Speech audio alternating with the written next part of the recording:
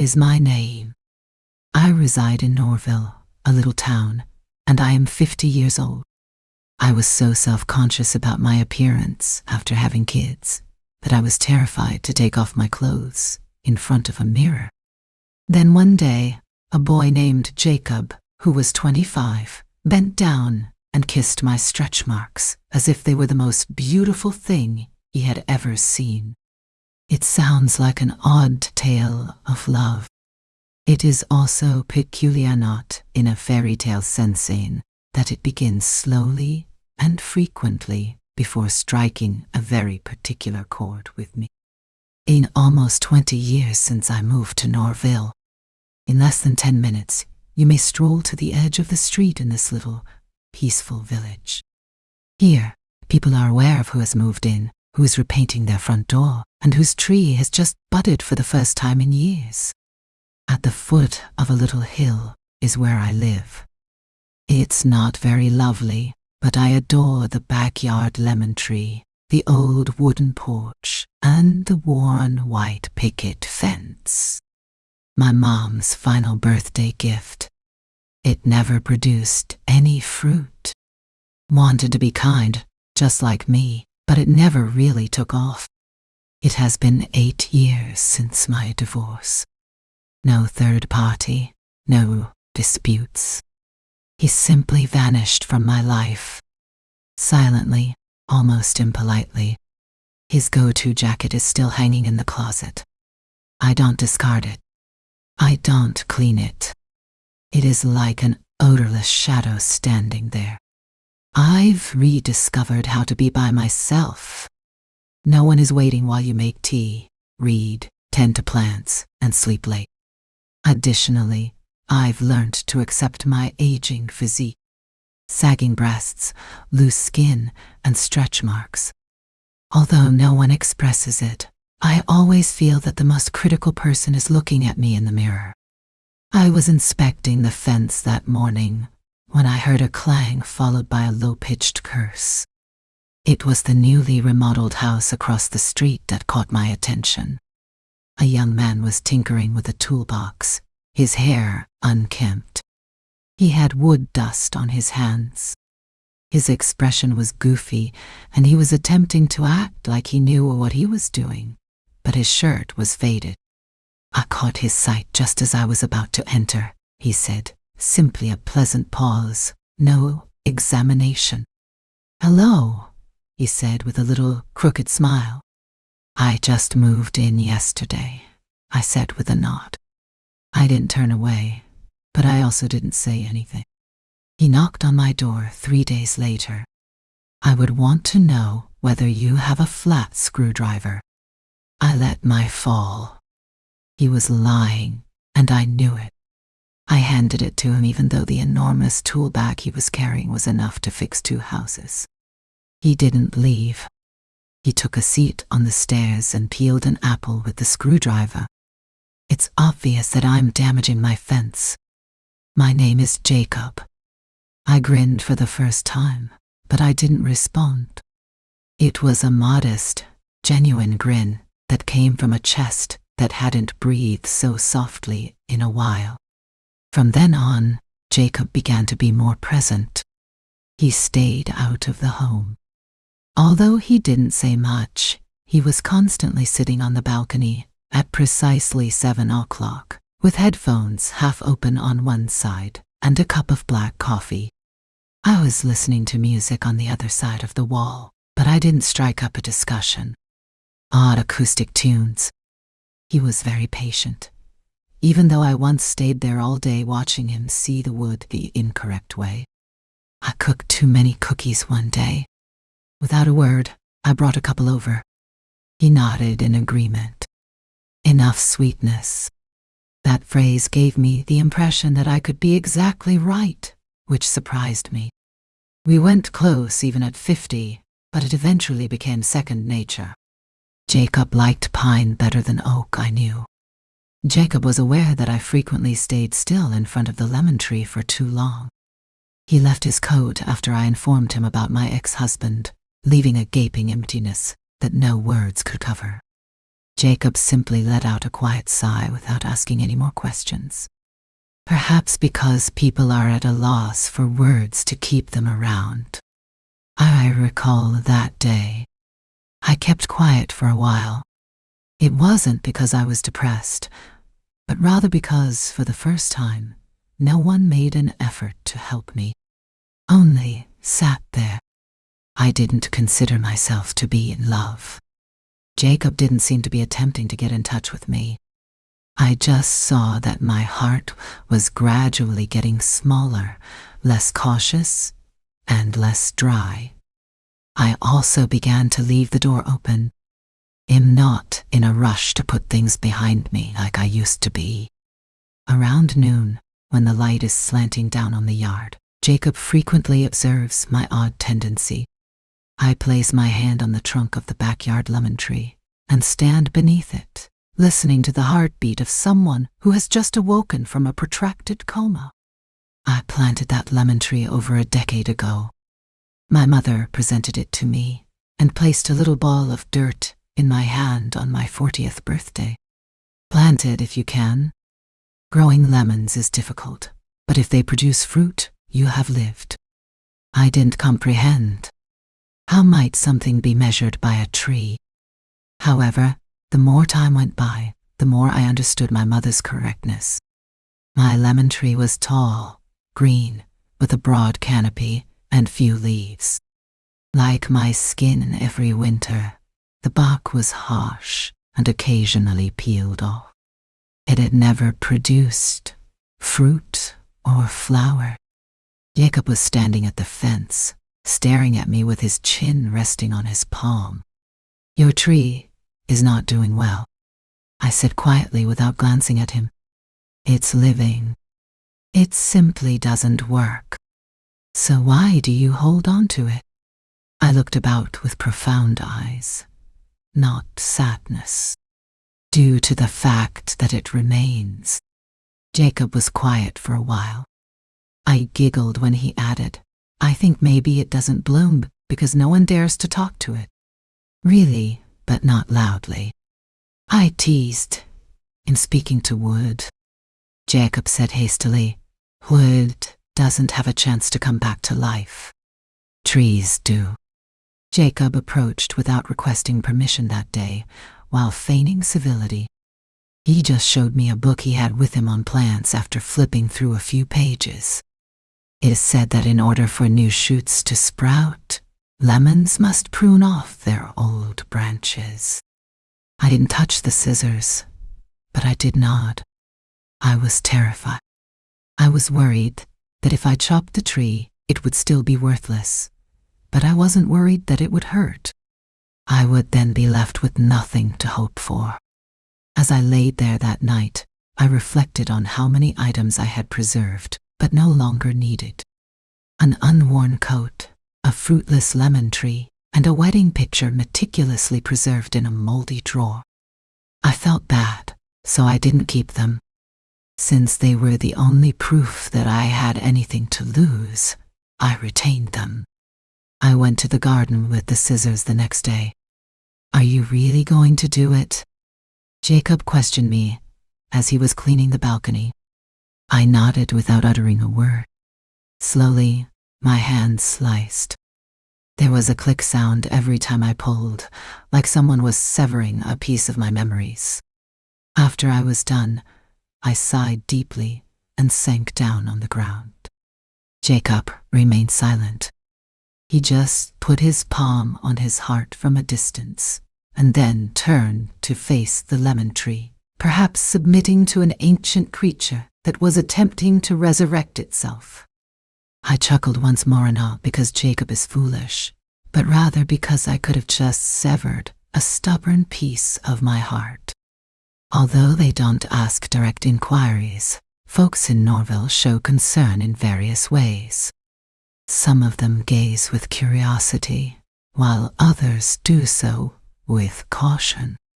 Disdainful and pathetic stares, such as "poor thing," "old and still," are the worst. I'm not that dumb as to miss it. Since Jacob began frequenting my yard, I've been able to view Mrs. Betty looks over more frequently. She generally watered the plants in the afternoon. She enjoyed to comment on emblems of contemporary decadence and was a former middle school literary teacher. It's not a sign of civility, but I'm not sure what I am in her eyes. I once went to purchase bread at the market. Standing behind the fruit cart were two women who, without revealing their identities, exclaimed, "The elder ladies are particularly fun these days." Well, if you're tired of being by yourself, you should have some neighborly love, right? I scoffed to myself. I had heard more than that, not because it was painful. I thought I was accustomed to being misinterpreted, but it turns out that it may still hurt when it touches a feeling that has just begun to blossom in my heart. I went home in silence that day. Unlike usual, I didn't phone Jacob. He had a cold cup of coffee in his hand and was already sitting on the porch. "Are you okay?" he inquired upon seeing me. I gave him a nod, but I avoided making eye contact. Jacob stopped asking. However, he arrived on my home in the afternoon and gave me an old book. Just a message put on the first page, no author. Rumors regarding things that people don't comprehend are frequently disseminated. I glanced up at him. Jacob grinned. "I'm not attempting self-defense. Simply put, I want to help you forget hurtful things more quickly if someone says them." For the first time in years, I didn't feel the need to justify my sentiments to a young person, and I chuckled quietly. I purposefully watered the plants later than normal the following day. Betty was watering the plants at the moment. I grinned as I glanced at her. "It looks like my lemon tree's flowering once more." She only looked without responding. Whether she believed it or not, I knew that I was beginning to trust in myself again, so I filled the vase with more water, turned, and left without hurrying or bending my head. I'm not the kind of person that gets angry easily. Having lived alone for so long, I've learned to avoid being too joyful or depressed, and to have reasonable expectations for things that may unintentionally fail. But sometimes, no matter how hard I try, there are moments when I lose my composure, like a dried leaf laying on my shoulder in a fierce breeze. Jacob and I were repairing the fence that morning. Who invited whom I can't recall. Perhaps he asked me. Perhaps I simply stood there, making up a reason to borrow the saw. The wooden bar was in my hand. To close the lock, Jacob scaled the ladder. "Be careful," I urged, "since the ladder is quite old." He chuckled. "You've owned it for 10 years. I also chuckled. Then there was a little crack. I was too busy to shout. The middle of the ladder snapped. Jacob landed directly on me after slipping. What transpired in the first second is beyond my memory. My eyes were wide with amazement. I was laying on my back with a microphone on top of me, one hand pushed against my cheek, and I was holding my breath like I was 18 again. For around 3 seconds, we lay still. 3 seconds was like watching a slow-motion movie.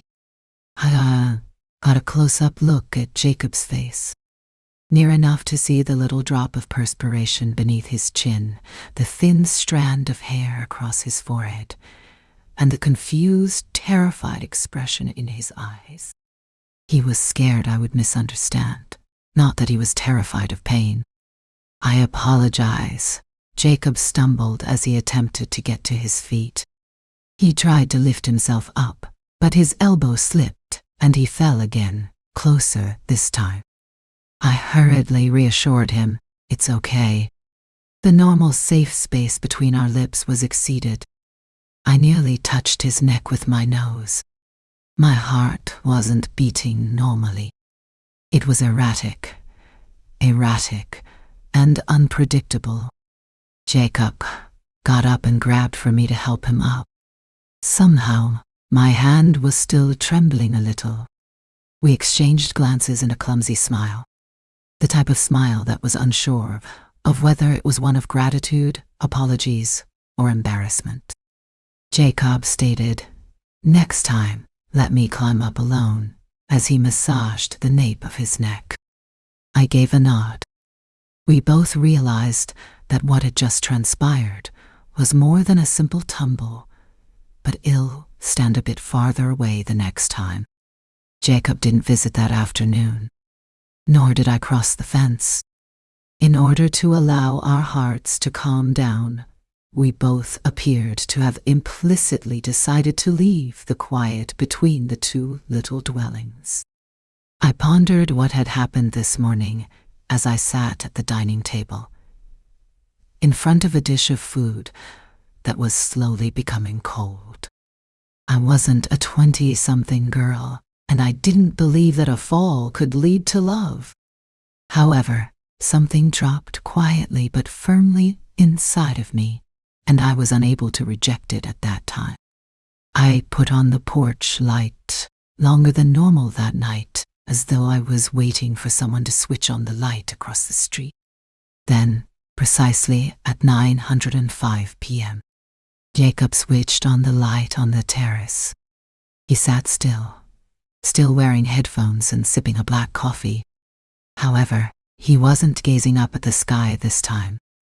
They had their eyes on my doorstep. I didn't look away. I didn't grin. I sat there staring back while encircling my cup of ginger tea with my hands. Something was recognized, but no words were spoken. Jacob arrived on the door the following morning, and with a fresh ladder.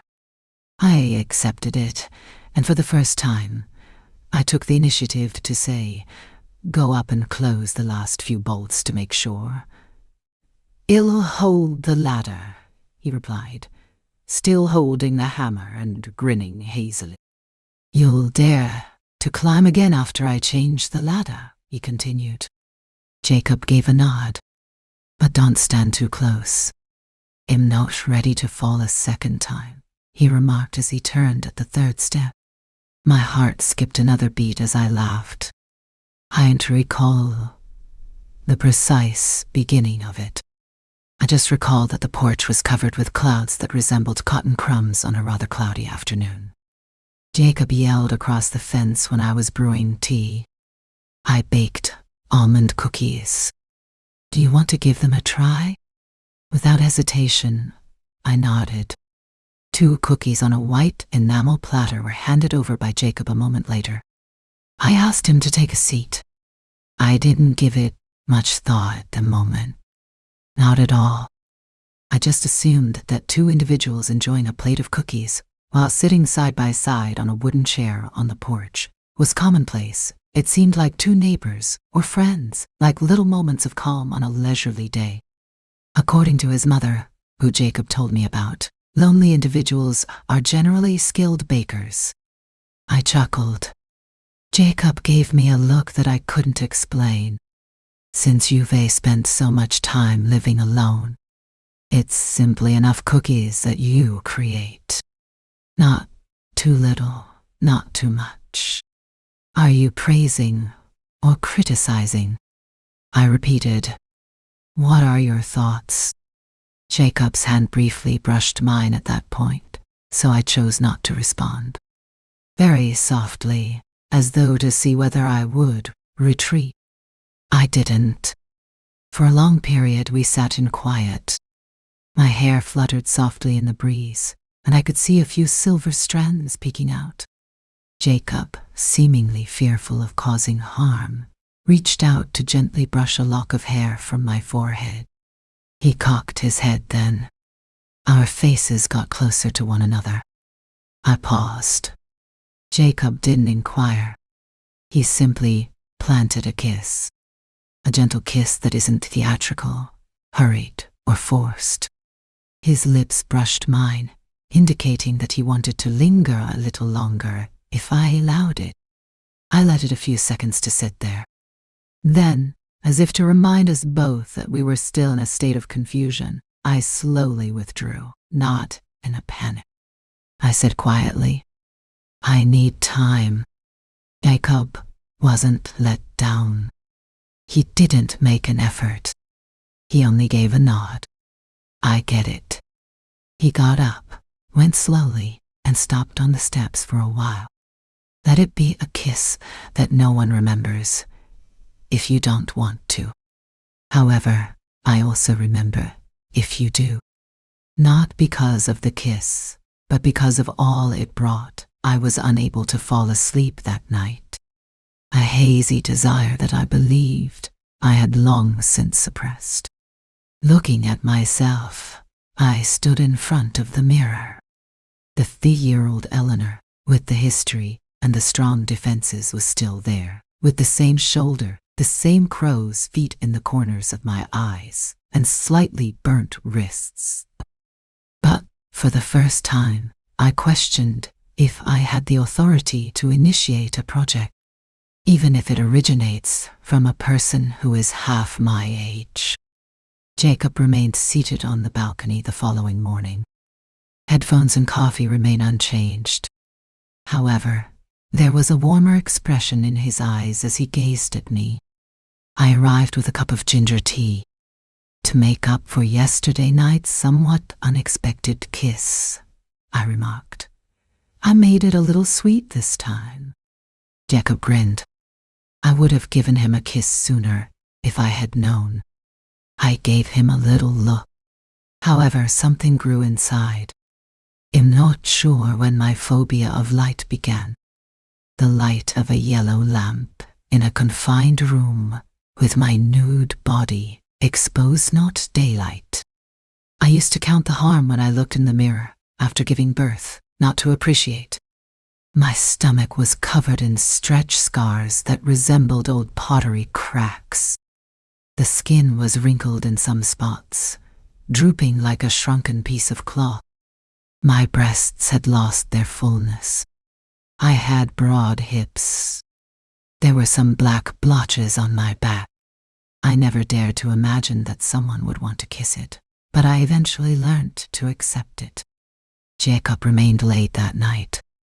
We spoke more than normal about our early years, my worst cooking experience, and my worst regret of my 20s.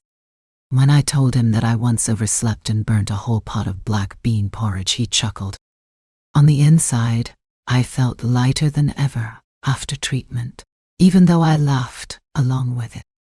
"If I wanted to touch you, not out of curiosity, but out of love," he then inquired, "would you?" I didn't say anything for a while. I then gave a quiet nod. Jacob extended his hand slowly. My shoulder was touched by his fingertips. I shivered at the softness of the touch, which was devoid of desire. I didn't stop him, as his hand went to my neck and then to my shirt's first button. However, I halted, yanked his hand away, and hastily covered my shirt as he touched the stretch mark beneath my tummy. "No, it's not lovely." Not seeing straight, I took a step back. Jacob remained standing there, unfazed, unmoving. He muttered, "I came not to discover flawless beauty. For the genuine thing, I remained. And nothing is more authentic than the marks left by time." I choked as I grabbed my sleeve. "These are stretch marks that you are unaware of. Were they the reason you survived? That's bad. You believe that after carrying a kid inside of you, raising it, and pushing it out." I looked aside, but tears were streaming down my face. I was unable to stop them. Jacob ceased to caress me. He just placed his hand on my back and sat down next to me. He answered, "You don't have to show me anything. Because you're not hiding. You're the most gorgeous person in my opinion." My head was resting on his shoulder. I allowed someone to touch me for the first time, and not just with their hands, but also by staring at me as if I were a fascinating narrative. I didn't curl up as I normally did that night. This body isn't broken. It's just gone through too much love and loss, I muttered loud enough for me to hear as I turned to the side where the moon was shining. My hands were still damp from scrubbing the leaves when I discovered the envelope in the mailbox early one Monday morning. It had no fragrance. It didn't have my name on it. It was only a piece of paper with bold characters folded in half. It will not end well if an elderly woman flirts with a young man. No further words, no signature. That was all. However, it was plenty to cause my heart to tighten like though it had been pinched in the center of my chest.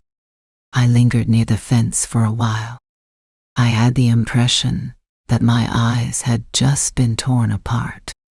Not because of the letter's substance, but because I was certain it was written by a householder, not a stranger, who had waved to me when I was walking the dog, who had borrowed pruning shears, and who had informed me I kept the home tidy. I didn't tell Jacob because I didn't want him to be upset, not because I wanted to keep it a secret. I was worried that he would believe that I was causing problems. I was worried that Jacob might decide to leave if he found out, since there's no justification for enduring the resentment of a hostile community. I concealed the letter behind the napkins in the kitchen drawer. It was a joke, I told myself. It was only once, but it wasn't the final instance. 3 days later, shortly after 200 a.m., I heard a sound in the backyard. I sprang to my feet, walked cautiously to the rear door without turning on the light, and saw it. A dark silhouette darted by and vanished behind the gate.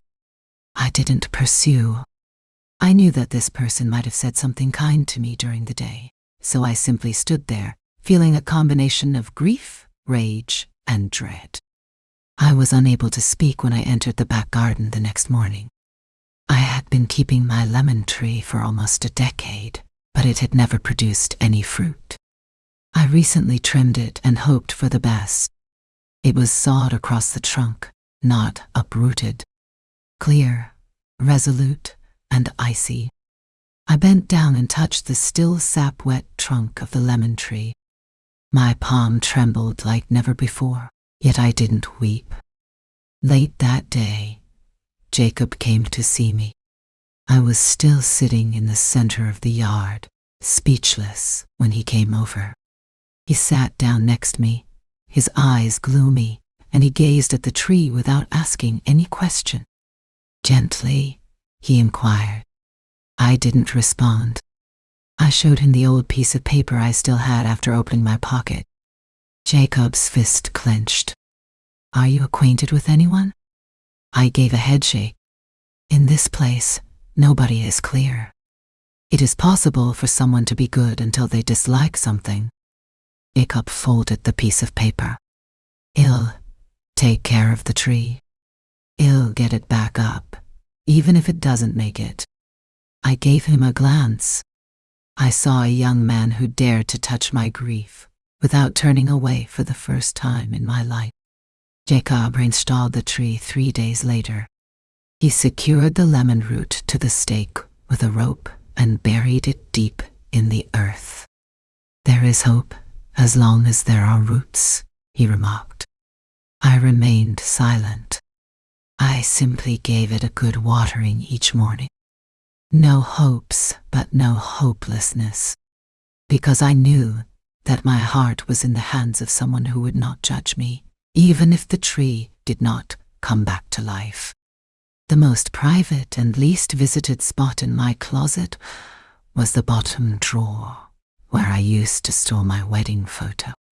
It was a bright day when that picture was shot. I had my hair pulled up high, wore a white lace dress, and smiled shyly, as though I was terrified of the joy I was about to experience.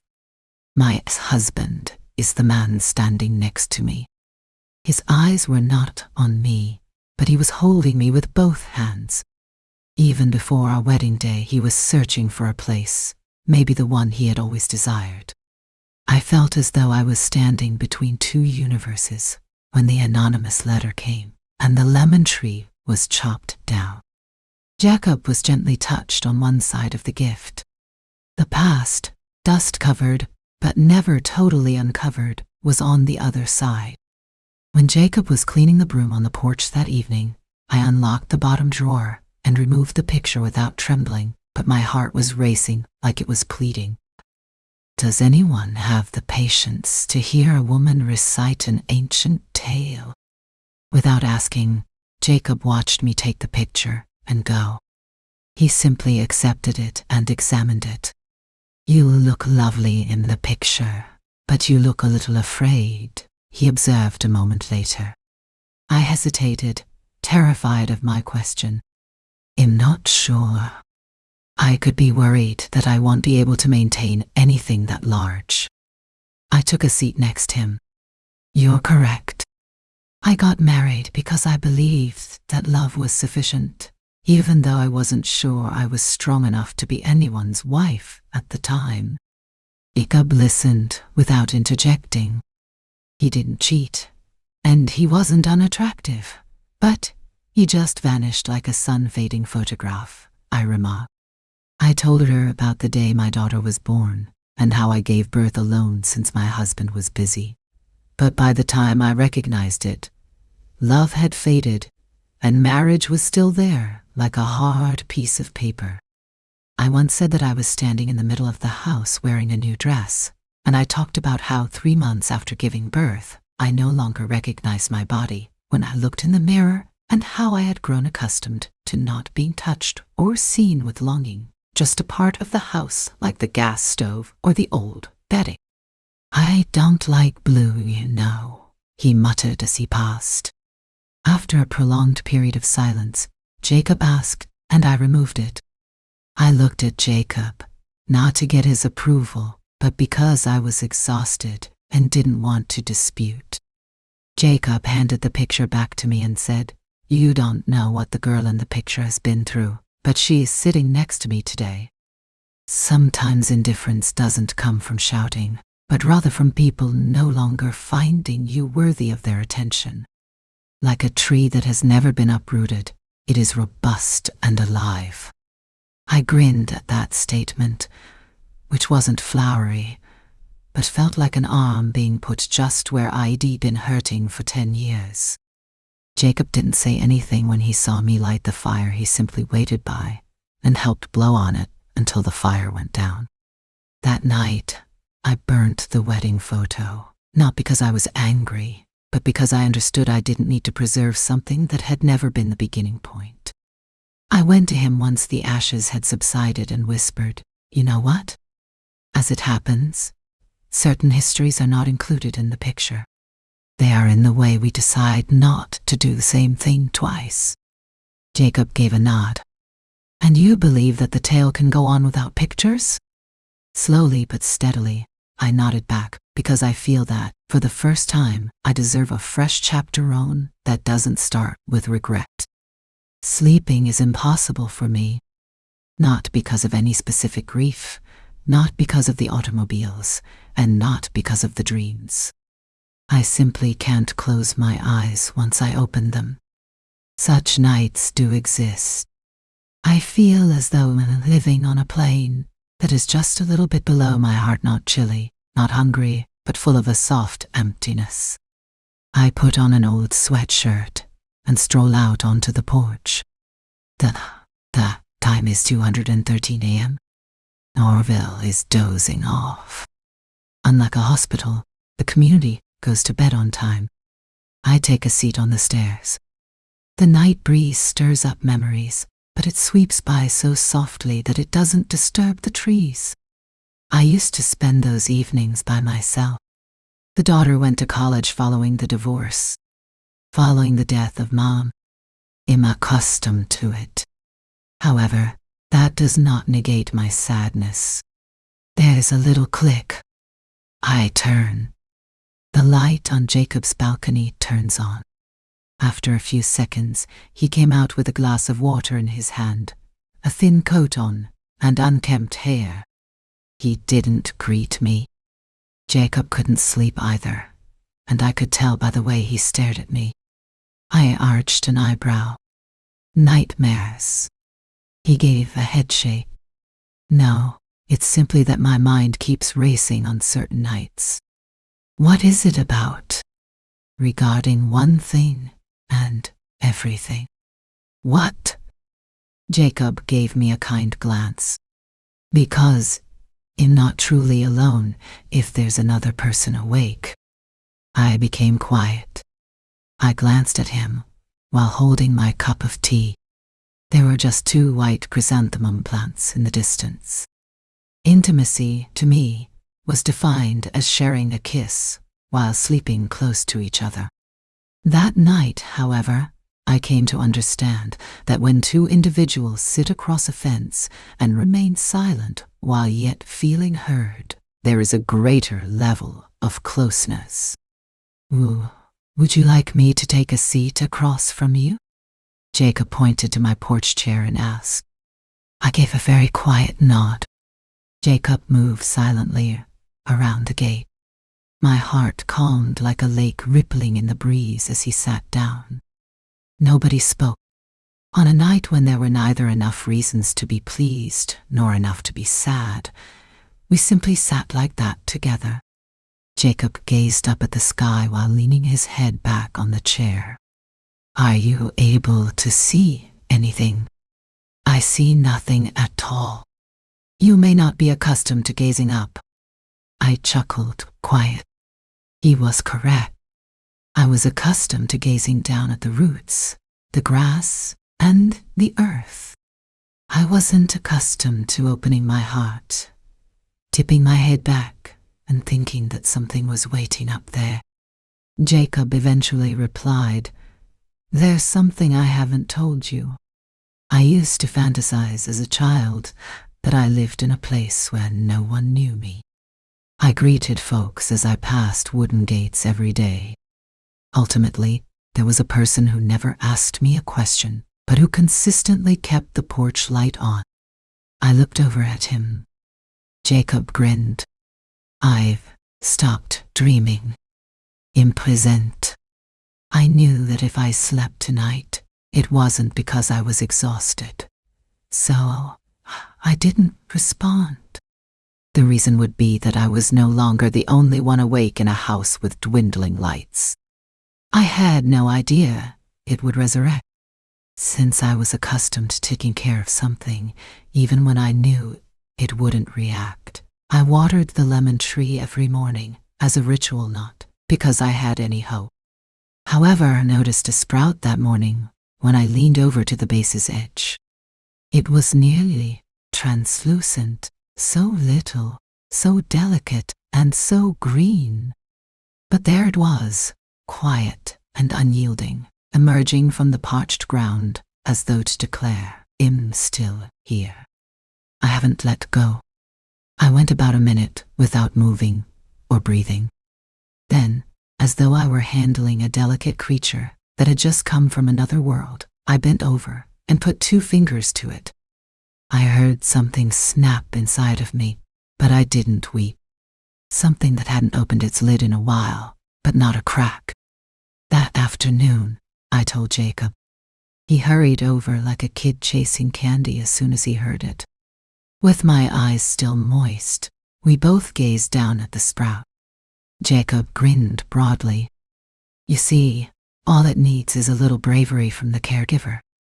I laughed, but I laughed aloud this time. That was the most I had laughed in a long time. Not the phony giggle I shared with my neighbors. It's not the laugh to solve an issue. And it was a chuckle that sprang from my breast, not one that was merely polite. Like someone who has just emptied a burden, loud and forthright. Jacob couldn't contain his amazement as he glanced at me. Is it odd to you? Since I chuckled. You chuckle like a 25-year-old. I sulked. Only because the lemon tree resurrected did you say it. No, you came back to life, which is why I stated it. I went to bed early that night. I didn't wait for Jacob's lights to come on all night. It was not necessary for me to sit on the porch and worry if he had missed me. Calm, steady, and oddly comfortable, I lay in bed with my palm on my chest, listening to my heart. It was the warmth of something inside that had agreed to start afresh, not the warmth of my flesh. I cleaned the balcony the next day, getting rid of the extra dead potted plants and a damaged chair that I had planned to restore using old paint cans that I had stopped using. I prepared tea, laid a fresh mat, rearranged 2 seats, and for the first time in years, I jotted down a line in my old notebook. Jacob arrived at midday on the day the lemon tree blossomed, and I stopped trying to hide my joy. "Put a little pot of orchids next to the lemon tree for company," he said. "Now I'm not afraid of it dying because I know that there are things that only live when you dare to believe they deserve to live," I whispered lightly as a wind, taking it and placing it next to the tree. Jacob gave me the impression that I had just finished reciting a poem, but I realized that wasn't the case. That night, I sat on the porch once more, not anticipating or waiting, just sitting, and if someone happened to see me grinning, it was all right since I now understood that smiling is plainly for myself to hear and not for other people to see. I was just reciting what I had learned from a tree that had been chopped down. It happened because of an unseasonable rain, a damp afternoon, and a sigh that escaped between 2 people who no longer wanted to hold anything back. Jacob and I were sitting on the porch drinking tea when the rain came down. I am still alive. There was no plan, no candle, and no music playing beforehand. I got up to collect the hanging washing, but Jacob grabbed my hand and said, "Let me do it." It wasn't difficult, but it was thick and abrupt. He left with his clothing still soaking and hurriedly gathered them into the basket. He turned back with his hair plastered to his forehead, his body soaked, and a childlike smile from winning a practical joke. I offered him a towel to wash his face, but he didn't wipe it. He glanced at me, and without asking, his hand drew me in. And I didn't back down, and we shared a kiss in the low light of the porch. I could not identify the weird emotion that was created by the combination of the smells of rain, moist clothing, wet hair, and ginger tea. All I knew was that I simply sighed quietly as Jacob's lips brushed my neck without resisting. "Are you certain?" Jacob didn't respond. Instead, he gave me a long, gentle embrace that felt like it had been inside of me for a while and was finally ready to be let go. I thought I would feel uncomfortable, but oddly, I was surprisingly calm because I knew that if anyone deserved to see my body after all the ups and downs, it was the person who had once bent down to bring a half-cut tree back to life. We went to my house, and neither of us said a word, just holding hands and staring at each other as we led each other into the room that used to be just me and my pillow. I was not in a rush when Jacob removed my shirt. He put his palm on my cheek and said, "Don't turn away." I moved slightly automatically as his hands reached my tummy, where the stretched lines looked like a faint map of a birthing trip. I swallowed, and then met his gaze directly, saying, "Let me see you, the real you." I also didn't conceal for the first time. Jacob gave every stretch mark a kiss. There was a really genuine stillness, as though he were reading an old book without any forced praise or consoling remarks. Even if the edges of each page are worn, you still want to gently flip each line. Slowly, we made love. Not like in the films. Not how I had imagined. No music, no groans. Only genuine handshakes and breaths. I was expecting embarrassment. However, I felt hugged instead. Not only by hands, but with an uncalled-for affection. We laid side by side after that, Jacob used his index finger to draw circles on my shoulder blades. I turned to face him without responding when he added, "You know, I used to think being gentle was a gesture, but now I understand being gentle is a choice, and I choose to be gentle with you because you've been strong for so long." However, I felt in my heart that this was more than simply a romantic moment. I had never let someone to touch my weakest area and remained there before. It was the sound of the steady breathing next to me that awakened me up, not the alarm clock or the birds. Jacob had fallen asleep. I still had his arm across my tummy. There was something so serene about it, even if it wasn't a particularly tidy stance. In a room that formerly contained just the sound of the ceiling fan and my restless sleep, I lay still, listening to the existence of another person living in the same rhythm of life. Through the window, the early light streamed in. It wasn't light, but it felt soft, like a warm cloth laid across a newly healed patient's forehead. In order to prevent him from being awakened by the light, I turned, got up first, and carefully drew the curtain. I stopped for a second when I passed the mirror. My body was still here, with all the signs of the years. However, I did not see it with remorse for the first time in a long time. I gazed at it as though it had just been tenderly caressed by actual eyes. After putting on my coat, I stepped outside into the garden. After last night's storm, the sky was still wet, as though everything was saying something that only those who remained long enough could hear. The ground was softer, and the air had a more earthy scent. Then I noticed it. There was a fresh shoot on the lemon tree's trunk, exactly where it had been severed. New life first appeared in the center of the old cut, as if there was where it had been most severely damaged, rather than in the butt at the base or the side branches. I leaned down to see without touching. For a long time I felt shared, which caused my eyes to sting a little, not because I was sad. I once compared myself to the lemon tree, the bare without roots, and the ruthlessly injured one. But now that I might still grow from an old wound, I felt more like it than ever. After a few minutes, Jacob left. He still had untidy hair. He had taken his jacket off his shoulder. He came over when he noticed me kneeling over the tree. I gestured. "Take a look." Jacob stooped.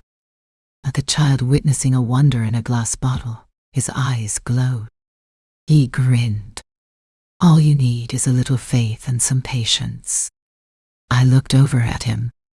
Or perhaps it simply needs someone to stay with it till it can resurrect. Jacob grasped my hand. We stood still in front of a freshly blossomed bud in the midst of the garden early in the morning. Everything that needed to be said seemed to have been spoken by the lemon tree, therefore there was no need to add anything more. I used to believe that I would laugh if I were asked to marry someone when I was 50. They assumed it was a joke, so they laughed. It was humorous, so laugh. I laughed because I had lost faith that genuine love could start beyond you. However, Jacob did not ask for a dinner party, flowers, or a ring. He just leaned on the kitchen counter and turned a cup of hot tea. One very ordinary morning, while I was cutting lemon peels for tea. "I was thinking," he said, "if you don't mind, we could think a little further."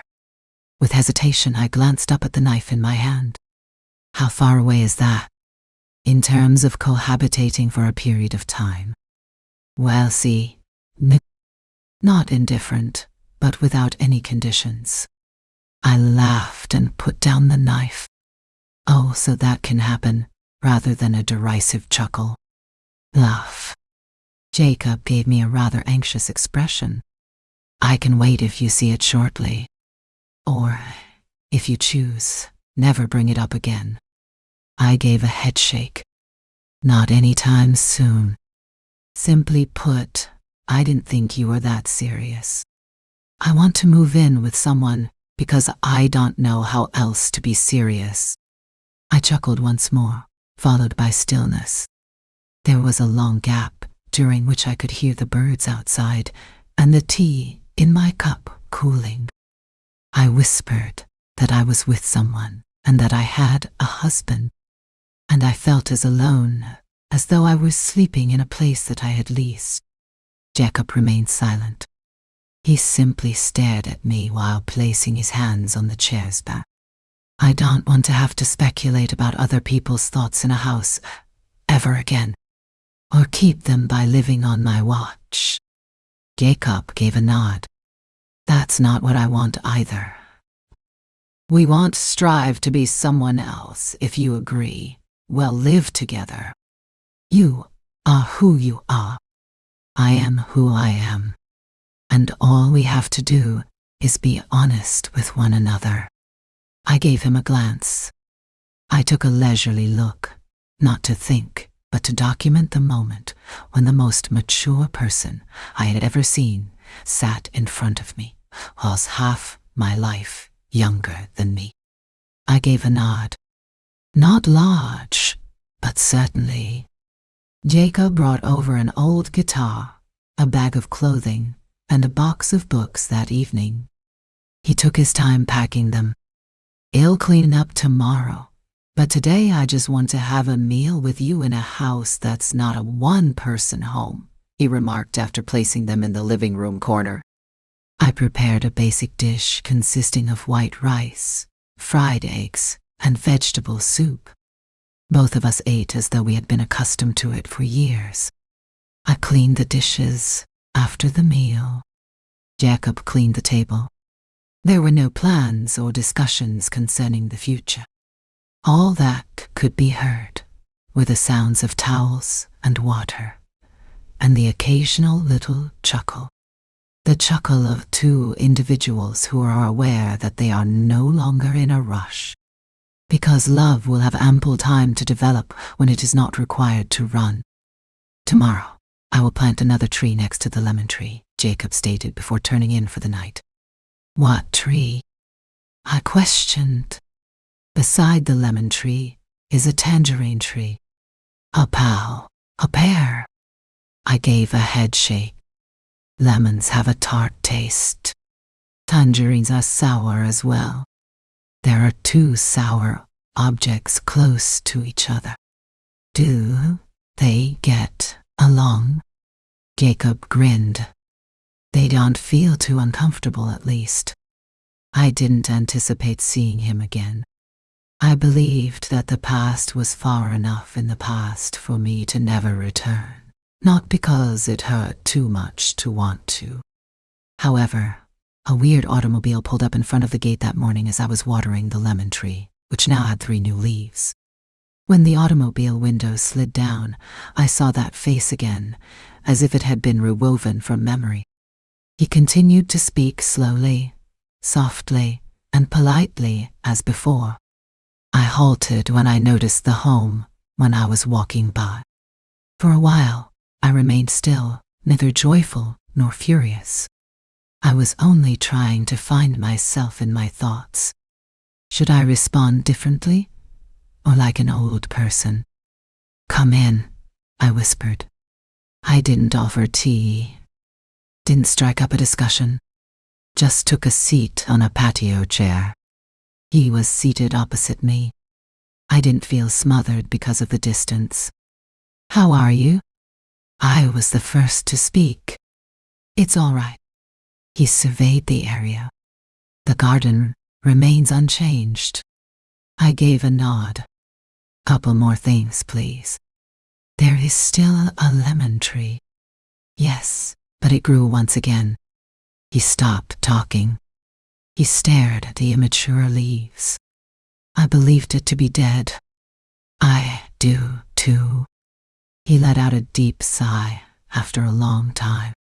I didn't return here to exacerbate the situation. I simply feel that I should do you a favor. I didn't respond. I anticipated what would happen. Furthermore, I wasn't positive whether I wanted to hear it. I apologize for making you invisible in your own home at the time.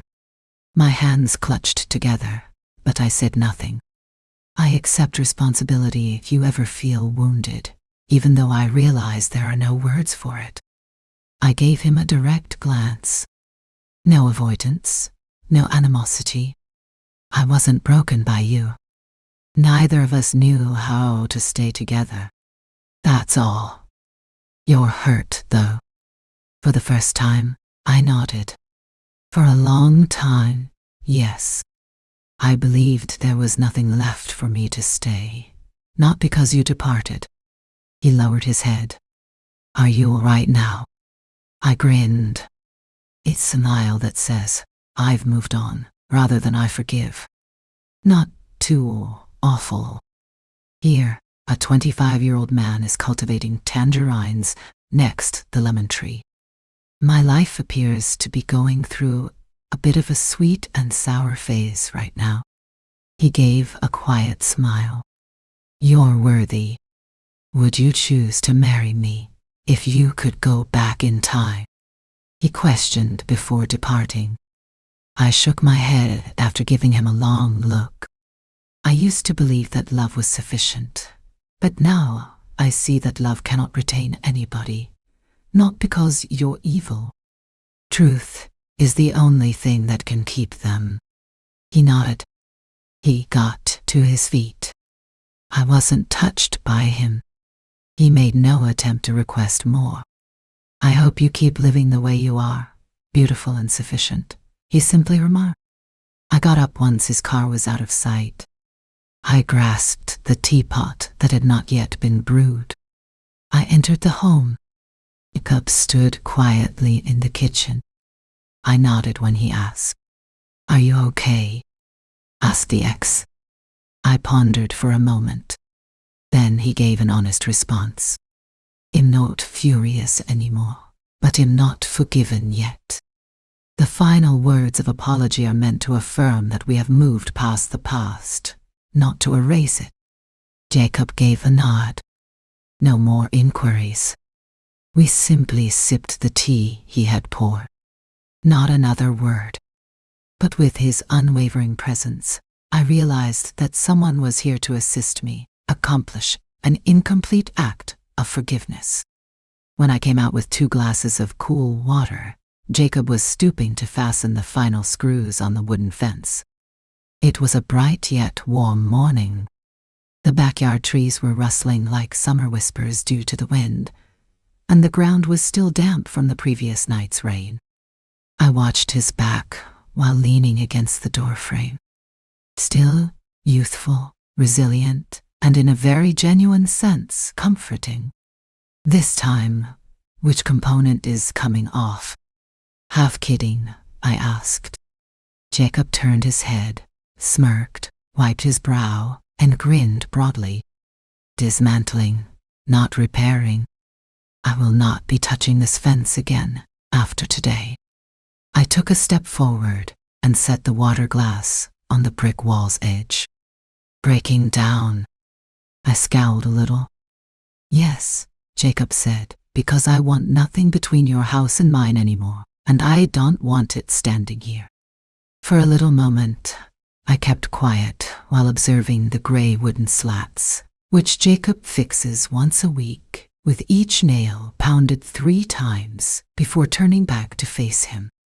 Thus, without ever leaving me, he nodded his gaze steadily and deeply. We may then consider living together if you agree. Really? There are now 2 houses under one roof, rather than 2 adjacent to each other. I wasn't as shocked as I had anticipated. To be honest, I had been anticipating that offer. I had plenty, not because I lacked anything. Enough to think that I could once more create a strong bond with someone, one that would be secure enough to not shatter in a storm. Still, I questioned, Are you certain? Without hesitation, Jacob nodded. We just need to be honest with ourselves, as we always have been. There is nothing you need to alter. Therefore, that morning, we removed the fence rather than repairing it. Not quickly, not loudly, not slowly, bar by bar, as though we were tearing down the last of my barriers, the layers of anxiety that had been adhered to me with the glue of disappointment. There was an opening between the two homes. The barrier has vanished. It was an area. The yard was shared. There was a communal brunch there. A tea table with 2 cups and 2 seats on the porch. Jacob laid a towel on the grass each morning and set a little orchid planter by the lemon tree. He promised to install a few more lavender shrubs and some stones to mark the passage between the 2 doors, not for 2 visitors, but for 2 cohabiting individuals. He constructed the initial wooden structure in the afternoon, which resembled a draft for a porch that would eventually take shape. Even though it isn't a house yet, it will provide us with protection from the rain and sun. I wondered if this wasn't what I was most terrified of as I gazed at the frame in the sunlight, opening my heart, living with someone. What if someone left the house one day and it was empty, as though the warmth had been taken away? The anxiety of not being able to defend myself, however, became clear to me. All it did was force me to live without, and I no longer wanted to do so. Jacob took a seat next me beneath the lemon tree. The fresh leaves continued to open each morning, and the tree remained green. "Are you in a hurry?" I questioned, turning to face him. Grinning, he shook his head. "I didn't come here to run. Did you forget that?" I held his hand firmly yet kindly, saying, "I came to stay." And I stopped worrying about what I might lose, something I hadn't done in a long time. I simply considered what would be upheld not via vows, but through modest deeds. Just someone who knows how to help me fix the roof no fences needed. I pulled out my notepad at the end of the day and scribbled only 1 sentence. The day that the barrier was taken down. Additionally, it was the day that the foundation for a house was constructed. There was already someone, but there was no blueprint. After the age of 50, I didn't think I would have any more happy chapters in my life. In fact, I used to think that the tiny waist, the tight skin, the brief kisses at the door, and the kids shouting for their moms after school had all disappeared along with the nicest things. I had assumed the rest was merely upkeep. Not depressed, not joyful, just enough to live alone. However, the lemon tree grew once again. Exactly where it had been severed, a new shoot appeared. A young man then entered through the wooden barrier to stand beside me and remove it with me, ensuring that we would never be apart. I regained my ability to love, learned to be viewed as a woman who was wanted, selected, and could be with me without needing to prove anything, not as a mother, an ex-wife, or a decent neighbor. I don't return to life as if I were 25. With all the layers of time and the deeply carved stillness, I live as if I'm 50. However, I now have someone who stays and kisses all of those marks. It turns out that love isn't found when you're the youngest or brightest. Rather, it's found when you lose faith in it, yet it still quietly and softly knocks on your door. Perhaps you've been holding something inside of you if you're still listening to this. Perhaps it's an unidentified wound. Perhaps it is a tiny hope that has not yet been nourished.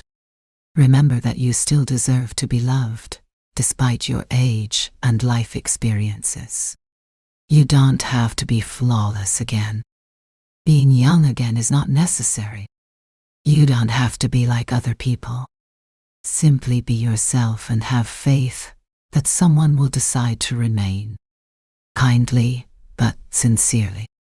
I appreciate you hearing my tale. With a lemon tree and a young man strolling over a fence, Eleanor is a typical normal lady. Even though the narrative is done, I hope that some kindness has just been shown to your heart. If this tale touches you in any way,